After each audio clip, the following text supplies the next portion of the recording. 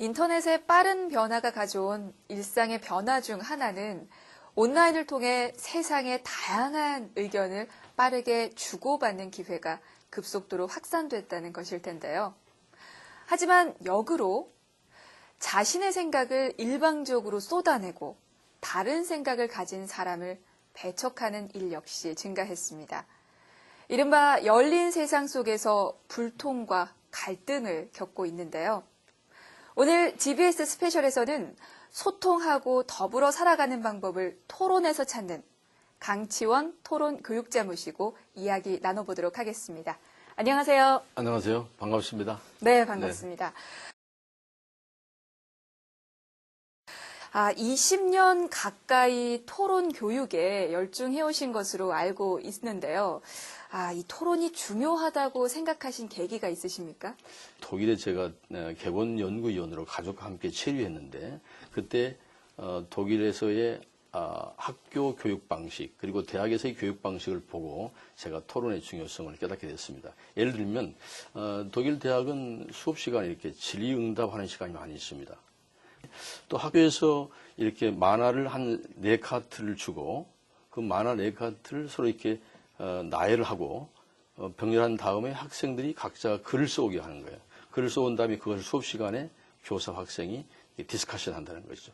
이런 데서 제가 큰 영향을 받았던 것이 아닌가 싶습니다. 네네. 근데 많은 분들이 토론에 대해서 이렇게 생각을 하십니다. 다른 생각을 가진 사람이 자기의 생각을 상대방에게 설득시키고 그리고 관철시켜 나가는 것이라고 좀 많이들 생각을 하고 계시거든요. 네. 그렇다고 하면 이 토론을 통해서 과연 소통하는 게 가능할까요? 토론의 가장 중요한 정신은 다름을 인정하고 같음을 지향하는 것입니다. 어떻게 하면 다름을 인정할 것인가? 다름을 인정한다는 말은 크게 한 3가지 의미가 있습니다. 우선 첫 번째로 상대가 나와 다르구나 하는 것이 눈에 보여야 합니다. 일종의 간파력, 인식 능력이 되겠죠. 두 번째는 상대가 나와 다르다는 것을 말할 수 있는 용기가 필요합니다. 나는 당신과 다릅니다. 세 번째는 상대의 다름이나 나의 다름은 틀림은 아니기 때문에 부드럽게 말할 수 있어야 한다. 네, 그 3가지를 다 동시에 갖출 때 비로소 인정하는 것이죠. 토론이 그러면 다름을 인정하게 해서 소통을 가능하게 하는 게 아닌가? 최고의 소통 방법은 바로 토론에 있는 것이죠. 그러니까 소통이 이제 3가지가 있는데요. 일방적인 소통, 이제 스피치, 연설, 강연, 설교 같은 것이 있겠고요. 두 번째가 이제 쌍방적인 소통인데 쌍방 소통은 대화와 토론이 있습니다. 쌍방 소통의 대화는 형식이 자유로운 비절차적인 소통이 대화이겠고요. 토론은 공식적인 절차가 있는 소통인데 이 토론의 소통이 가장 중요한 것이죠. 무슨 말씀이냐면 웅변을 잘하는 사람이 대화나 토론을 못할 수도 있습니다. 대화를 잘하는 사람이 토론을 못할 수도 있습니다. 그런데 토론을 제대로 잘하는 사람은 대화도 그리고 연설도 잘하게 됩니다. 토론의 중요성이라는 것이죠. 토론이 대립이 아닌 소통이라고 말씀하시니 참 이게 또 토론의 순기능이 아닌가 싶은데요. 혹시 네. 토론에 다른 순기능이 또 있다면 어떤 게 있습니까? 토의형 토론이라는 것은 이제 우리가 학교나 직장에서 회의할 때 그 회의 문화를 생각하면 되겠습니다. 회의는 토론이죠. 그런데 그건 대립을 전제하지 않습니다. 일단 토의로부터 시작합니다. 토의라고 하는 것은 우리가 같은 편임을 전제하고 하는 토론이 토의인 것이고 논쟁은 너와 나는 다른 편이다라고 말하는 것이 논쟁형 토론이 되는 것이죠. 그런데 우리가 회의를 하다 보면 같은 편 안에서도 편이 갈라지죠. 그러니까 성공적인 조직과 성공적인 회의란 뭐냐면 토의에서 논쟁을 거쳐 토의로 나아가는 회의를 이끌어내는 조직이 가장 바람직한 조직이다. 이렇게 말씀드리고 싶습니다.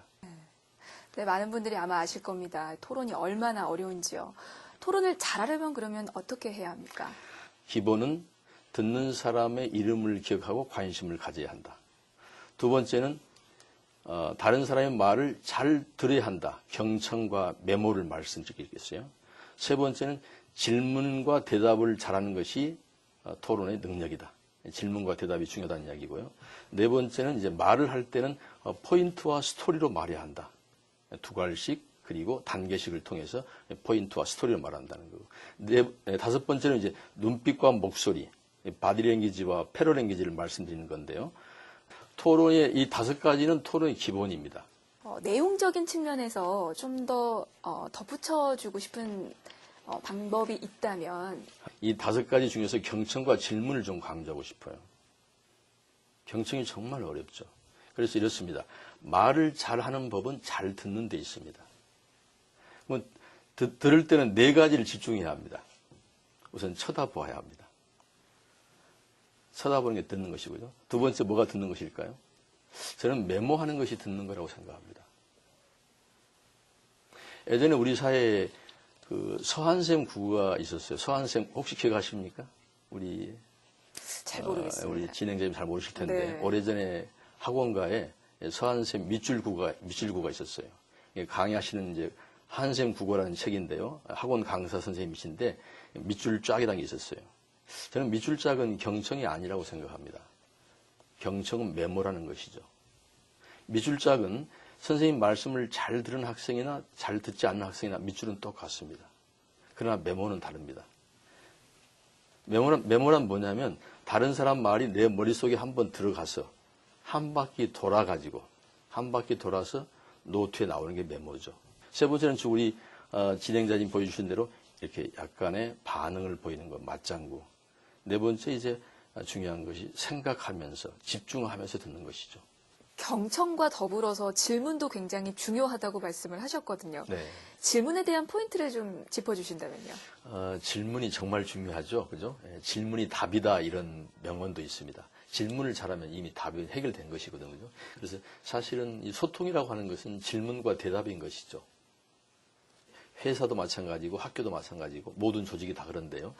이 질문을 5단계로 한번 쪼개보고 싶어요. 다시 말하면 이제 하나 예를 들어서 팀장이 팀원에게 질문한다. 회의할 때. 네. 팀장이 팀원에게 질문할 때 그 팀장을 제가 5단계로 한번 말씀드려보고 싶네요. 그죠?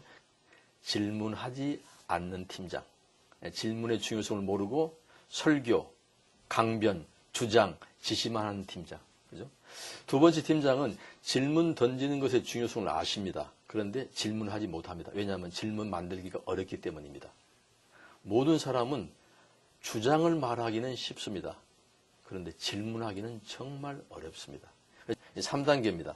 3단계는 질문의 중요성도 아시고 질문도 만들었는데 질문을 던졌습니다. 던졌는데 팀원이 대답을 못하니까 자기가 대답해버리는 팀장이 있을 것 같아요. 이걸 제가 좀 속된 말로 지질지답이라고 말하고 싶어요. 지가 질문해놓고 지가 답하는 팀장이다. 줄임말이군요. 네, 그렇습니다. 네. 4단계입니다. 4단계 훌륭한 팀장은 반드시 팀원에게 질문을 던져서 팀원의 답을 끌어냅니다. 팀원의 답을 끌어낸다는 말은 팀원의 행동을 끌어낸다는 말입니다. 이게 중요한 것이죠. 팀장이 팀원에게 질문을 던져서 팀원의 답을 끌어낸다. 그것은 바로 팀원의 행동력을 끌어내는 것이죠. 그런데 더 중요한, 더 높은 단계의 팀장이 있어요.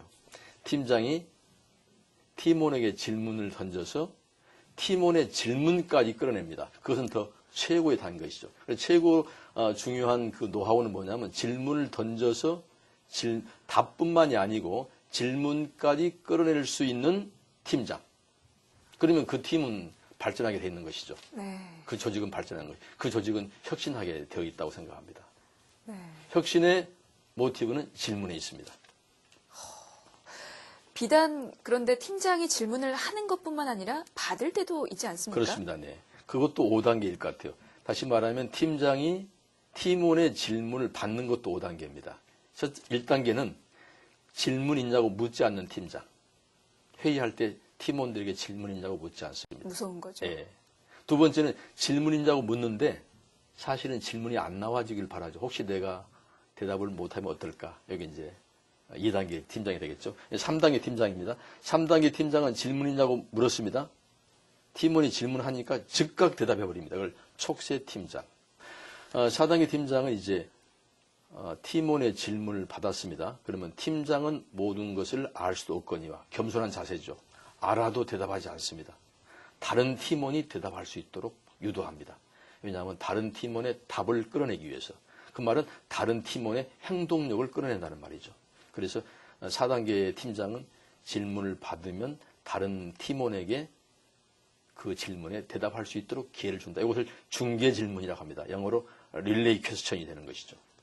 근데 5단계 팀장입니다. 5단계 팀장은 질문한 팀원이 스스로 문제를 해결할 수 있도록 다시 질문을 던지는 것이죠. 그래서 최고의 문답의 경지는 질문에 질문으로 답할 줄 아는 경지다. 조직의 회사의 혁신은 저는 질문과 대답이 있다고 생각해 보고 싶습니다. 네. 그렇다면 우리 SK 브로드밴드 구성원들은 이 토론을 어떻게 잘 접근할 수 있을까요? 사실 바쁜 업무를 하다 보면 토론을 할 기회가 없거든요. 그렇죠. 회의할 때 토론이 이루어지게 하면 되겠죠. 회의할 때. 그럼 회의할 때 가장 어려운 점이 뭐냐면 뭘 가지고 회의하죠? 이렇게 사람들이 말을 합니다. 주제예요. 네, 주제가 막막하다는 것이죠. 그런데 그때 이제 쉽게 회의할 수 있는 방법을 제가 좀 말씀드리고 싶어요. 그걸 제가 일일 사문이라고 하고 싶은데요. 네. 그런데 자 회장님의 신년사가 있었다. 그 신년사를 듣고 첫 번째입니다. 기억나는 것이 무엇입니까? 우리 돌아가면서 한마디씩 말해봅시다. 신년사 중에서 가장 중요하다고 생각하는 것을 돌아가면서 한마디씩 말해봅시다. 그게 첫 번째가 되겠죠. 두 번째는 느낀 것을 말해봅시다. 세 번째는 신년사를 듣고 앞으로 어떻게 할 것인가를 우리 서로 돌아가면서 한마디씩 해봅시다. 네 번째는 궁금한 것을 한마디씩 이야기해봅시다. 기억나는 것이라는 말을 조금 어렵게 말하면 사실입니다. 기억의 대상은 사실이거든요. 그래서 사실 인식을 토론하는 것입니다.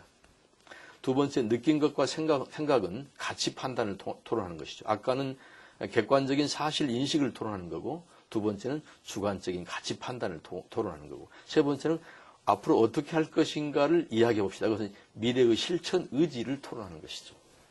네 번째, 궁금한 것을 말해 봅시다. 그것은 문제 제기 능력을 토론하는 것이죠. 그래서 사실, 가치, 의지, 문제 제기가 바로 토론의 시작이다. 이렇게 말씀드리고 싶습니다. 오늘 참 여러 가지 얘기를 들어봤는데요. 마지막으로 우리 SK 구성원들이 서로 소통하고 또 변화와 혁신을 이뤄낼 수 있도록 제언 부탁을 좀 드리겠습니다. 저는 개인적으로 대한민국을 토론공화국으로 만들고 싶은 그런 소망을 가지고 있는데요.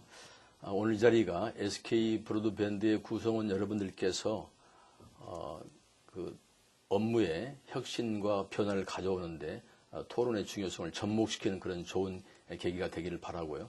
또 토론하는 회사, 토론하는 과정을 통해서 SK 브로드밴드가 진정으로 우리 사회가 필요로 하는 변화와 혁신을 이루시기를 간절히 바라겠습니다. 고맙습니다. 네, 말씀 감사합니다. 오늘 GBS 스페셜에서는 강치원 토론 교육자와 함께 이 토론을 통한 소통에 대해서 이야기를 나눠봤는데요. 내가 하는 그 많은 말은 과연 누가 듣고 있을까요? 그리고 나는 다른 사람이 하는 말을 제대로 잘 듣고 있었을까요? 다른 사람과 소통하고 혁신과 창의력의 씨앗을 얻기 위해서는 토론을 일상화하라는 그런 얘기를 되새겨보는 시간 되시길 바랍니다. 시청해주신 구성원 여러분 고맙습니다. 오늘 말씀 감사합니다. 감사합니다. 말씀